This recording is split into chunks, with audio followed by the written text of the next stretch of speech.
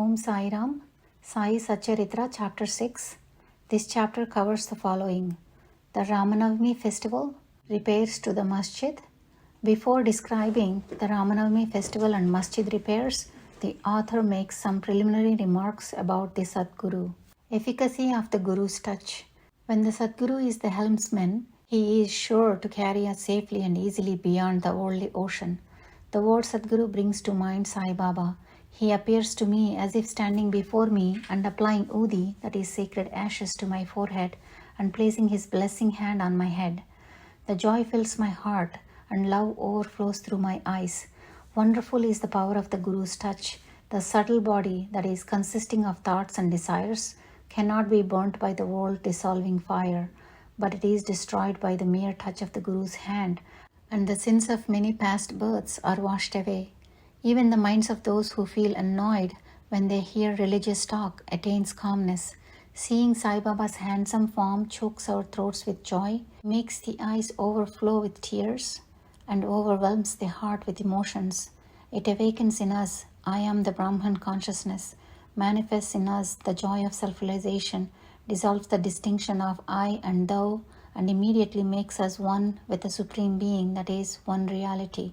When I begin to read scriptures, at every step I am reminded of my Sadguru, and Sai Baba assumes the form of Rama or Krishna and makes me listen to his life. For instance, when I sit and listen to the Bhagavat, Sai becomes Krishna from top to toe, and I think he sings the Bhagavat for the welfare of his devotees. When I begin to talk, I at once remember Sai's stories to enable me to give suitable illustrations. When I myself start to write anything, I cannot compose a few words or sentences. But when he of his own accord makes me write, I go on writing and there is no end to it. When the disciple's egoism props up, he presses it down with his hand and gives him his power, makes him gain his object, and thus satisfies and blesses him. If anyone prostrates before Sai and surrenders heart and soul to him, then unsolicited, the main objects of life, dharma, righteousness, artha, wealth, kama, desire, and moksha, deliverance, are easily attained. The four paths of karma, jnana, yoga, and bhakti, which is devotion, lead us separately to God. Of these, the path of bhakti is thorny and full of pits and ditches, and thus is difficult to traverse. But if you, relying on your Sadguru, avoid the pits and thorns and walk straight, it will take you to the ultimate destination, God. After philosophizing about the self-existent Brahman, his power, which is Maya, to create this world, the world thus created, and stating that these three are ultimately one and the same, the author quotes Sai Baba's words guaranteeing the welfare of his devotees. There will never be any dearth or scarcity of food and clothes in any devotee's homes. It is my special characteristic that I always look to and provide for the welfare of those devotees who worship me wholeheartedly, with their minds always fixed on me. Lord Krishna has also said the same in Gita. Therefore, strive not for food and clothes. If you want anything, beg of the Lord. Forget worldly honors. Try to get the Lord's grace and blessings and be honored in his court. Do not be deluded by worldly honor. The form of the deity should be firmly fixed in one's mind. Let all the senses and mind be devoted always to the worship of the Lord, and let there be no attractions for any other thing. Fix the mind in remembering me always, so that it will not wander elsewhere towards body, wealth, and home. Then it will be calm, peaceful, and carefree. This is the sign of the mind being well engaged. If the mind is vagrant, it cannot be called well merged. After quoting these words, the author goes on to relate the story of the Ramanavami festival in Shirdi. As Ramanavami is the greatest festival celebrated in Shirdi, another fuller account, as published in the Sai Leela magazine of 1925, is also referred to, and a summary of the festival as related in both these accounts is attempted here. Origin. Mr. Gopalrao Gand was a circle inspector at Kopargaon. He was a great devotee of Baba. He had 3 wives but initially had no children. With Sai Baba's blessings, a son was born to him. Due to the joy that he felt about this, the idea of celebrating a fair for Vurus occurred to him in the year 1897, and he placed it for consideration before other Shirdi devotees like Tatya Patil, Dadakote Patil and Madhavrao Deshpande, known as Shama. They all approved of the idea and got Sai Baba's permission and blessings. Then an application to get the collector's sanction for celebrating the Urus was submitted. But as a village official was against holding the fair, the sanction was refused. But as Sai Baba had blessed it, they tried again and ultimately succeeded in getting the collector's sanction. The day for the Urus was fixed on the Ramanavami day, after consultation with Sai Baba. It seemed he had some reason for doing this, the unification of the two fairs or festivals, the Urus and the Ramanavami, and thereby the unification of the two communities, the Hindus and the Muslims. As future events showed, this objective was achieved. Though permission was obtained, other difficulties cropped up. Shirdi was a small village and there was a scarcity of water. There were 2 wells in the village. The main well dried up very soon, and the water from the second well was brackish. This brackish water was turned into sweet water by Sai Baba by throwing flowers into it. The water of this well was still insufficient, and so Tatya Patil had to arrange to get water from a distant well. Then temporary shops had to be constructed and wrestling bouts were arranged. Gopal Rao Gand had a friend named Damu Anna Kasar of Ahmednagar. He was also similarly unhappy in the matter of progeny, though he had married twice. He too was blessed by Sai Baba with sons, and Mr. Gand prevailed upon his friend to prepare and supply a simple flag for the procession in the fair. He also succeeded in inducing Mr. Nana Sahib Nimonkar to supply another embroidered flag. Both these flags were taken in procession through the village and were finally fixed at 2 corners of the masjid. This is being done even now, the sandal procession. There was another procession which was started during this fair. The idea for a sandal procession originated with Mr. Amir Shakar Dalal, a Muslim devotee from Korla. This procession is held in honor of great Muslim saints. Sandal paste and scrapings are put on a flat dish, and these are carried with incense burning in the dish through the village with music playing in the background. And after returning to the masjid, the contents of the dishes are applied on the nimbar, that is niche, and walls of the masjid by hand. This work was managed by Mr. Amir Shakar for the first 3 years, and then afterwards by his wife. Thus, on the same day, the 2 processions, the flags by the Hindus and that of a sandal by the Muslims, went on side by side and are still going on without any hitch. Arrangement. This day was very dear and sacred to Baba's devotees. Most of them turned up on the occasion and took a leading part in the management of the fair. Tatyakote Patil took care of all outward affairs, while the internal management was left entirely to Radhakrishna Mai, a female devotee of Baba. Her residence was full of guests on the occasion, and she had to take care of their needs and also arrange for all the paraphernalia of the fair. Another task which she willingly did was clean and whitewash the entire masjid. Its walls and floors, which had been blackened by soot due to the burning of dhuni, that is sacred fire that Baba maintained, were cleaned and whitewashed. She did this during the night when Sai Baba went to sleep every alternate day in the chavadi. She had to take all the things out, including the dhuni itself, and after thorough cleaning and whitewashing, replace them as they were before. Feeding the poor, which was so dear to Sai Baba, was also a great item in this fair. For this purpose, cooking on a grand scale and the preparation of various sweet dishes was done in Radhakrishna Mai's house. Various wealthy devotees played a leading part in this process. Transformation of the Urus into the Ramanavami festival. The fair was operating in this way and was gradually increasing in importance until 1912, when a change took place. That year, a devotee, Mr. Krishna Rao Jageshwar Bhisma, the author of the pamphlet Sai Sagunopasana, came for the fair with the Dada Sahib Kapparde of Amravati and was staying in Dikshitswada. While he was lying on the veranda and while Kaka Mahajani was going down with puja materials to the masjid, a new thought arose in his mind, and he accosted the latter thus: "There is some providential arrangement in the fact that the fair is celebrated in Shirdi on the Ramanavami day. This day is very dear to all the Hindus too. Then why not begin the Ramanavami festival, the celebration of the birth of Sri Rama, on this day?"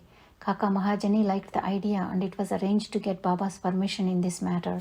The main difficulty was finding a Haridas who would perform the kirtan, that is, singing songs in praise of the Lord on the occasion.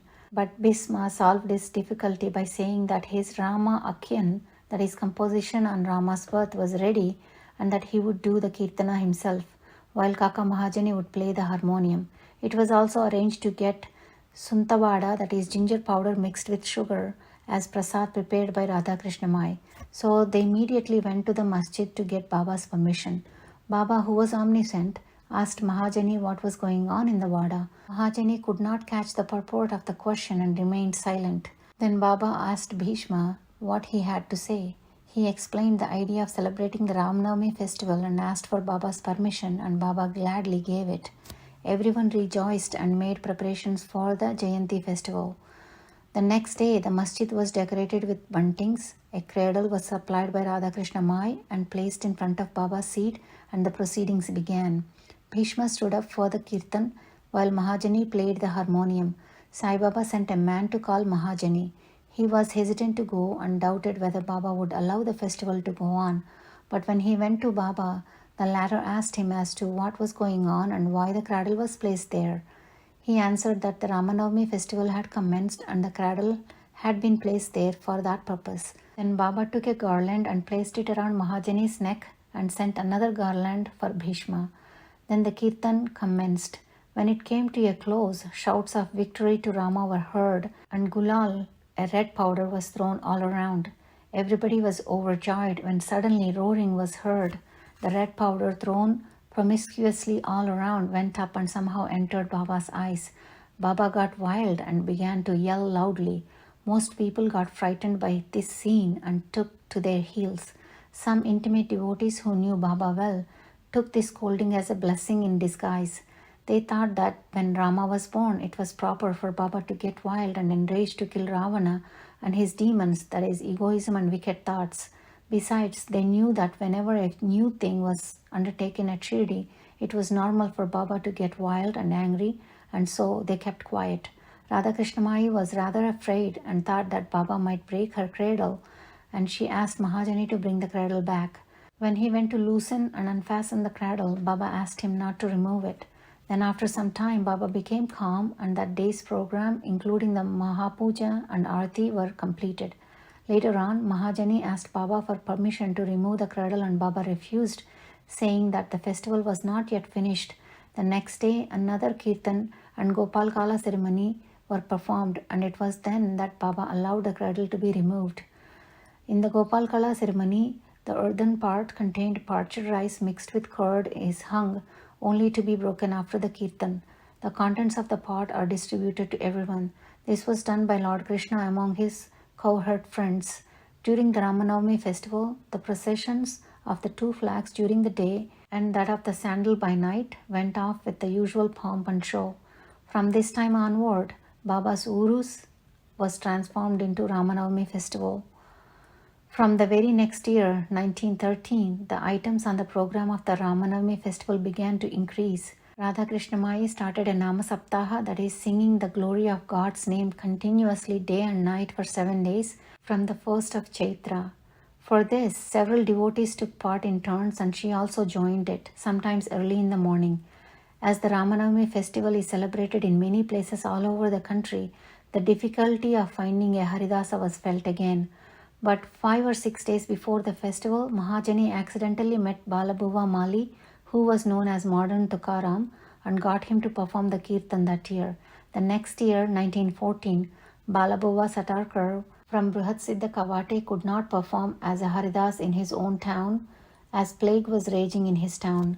So he came to Shirdi and with Baba's permission, which was secured through Kaka Sahib Dikshit, performed the kirtan and was sufficiently recompensed for his labor. The difficulty of getting a new Haridas every year was finally solved in 1914. Sai Baba entrusted this function to Dasganu Maharaj permanently. He successfully conducted the Kirtanas for several years. Since 1912, this festival has grown gradually every year. From the 8th to the 12th of Chaitra, Shirdi looked like a beehive of people. Shops began to increase. Celebrated wrestlers took part in the wrestling bouts, and feeding of the poor was done on a grander scale. The hard work and sincere efforts of Radhakrishna Mai turned Shirdi into a sansthan, that is, organization. Paraphernalia increased too. A beautiful horse, a palanquin, chariot, and many silver things pots, buckets, pictures, and mirrors, etc., were donated for the festival. Elephants were also sent for the procession. Though all this paraphernalia increased substantially, Sai Baba ignored all these things and maintained his simplicity. It is to be noted that both Hindus and Muslims have been working in unison during both the processions and during the entire festival. There has been no hitch or quarrel between them so far. At first, about 5,000 to 7,000 people used to attend, but that figure went up to 75,000 in some years, and yet there has been no outbreak of any epidemic or riots worth mentioning in all these years. This is a testament to Baba's power to unite people of all religions. Repairs to the masjid. Another important idea occurred to Gopal Rao Gand. Just as he had started the Urus or fair, he was inspired to put the masjid in order. In order to carry out the repairs, he collected stones and had them dressed. But this work was not assigned to him. This was reserved for Nana Sahib Chandorkar, and the pavement was assigned to Kaka Sahib Dikshit. At first, Baba was unwilling to allow them to have this work done, but with the intervention of Mahalsapati, a close devotee, his permission was secured. When the pavement was completed in the masjid, Baba began to use a small cushioned pad for his seat, discarding the usual piece of sackcloth used till then. In 1911, the Sabha Mandap, which is courtyard, was also repaired with great labor and effort. The open space in front of the masjid was very small and inconvenient. Kaka Sahib Dikshit wanted to extend it and put roofing on it. At great expense, he bought iron posts, pillars, trusses, and started the work. At night, all the devotees worked hard and fixed the posts. Baba, when he returned from the Chavadi the next morning, uprooted them all and threw them out. Once it so happened that Baba got very angry, caught a pole with one hand and began to shake and uproot it, and with the other hand held Tatya Patil's neck. He took by force Tatya's feta, which is piece of cloth that is tied on the head like a turban, struck a match, set it on fire and threw it in a pit. Baba's eyes flashed like burning embers and no one dared to look at him. Everyone got terribly frightened. Baba took a rupee from his pocket and threw it in there as if it were an offering on an auspicious occasion. Tatya was also very frightened. No one knew what was going to happen to Tatya and no one dared to interfere. Bhagoji Shinde, the leper devotee, made a bold advance but was pushed away by Baba. Madhavra was also similarly treated and was pelted with pieces of brick. All those who went to intercede were similarly dealt with. But after some time, Baba's anger cooled. He sent for a shopkeeper, bought from him an embroidered feta and tied it on Tatya's head as if he was being given a special honor. Everyone was wonderstruck to see Baba's strange behavior. They were at a loss to know what enraged Baba so suddenly, what had led him to assault Tatya Patil, and why his anger cooled down the very next moment. Baba was sometimes very calm and quiet and said sweet things with love, but soon afterwards, with or without any pretext, got enraged. Many such incidents may be related, but I do not know which to choose and which to omit. I therefore refer to them as Baba inspires me to. Bow to Sri Sai, peace be to all. This brings us to the end of Sai Satcharitra, Chapter 6.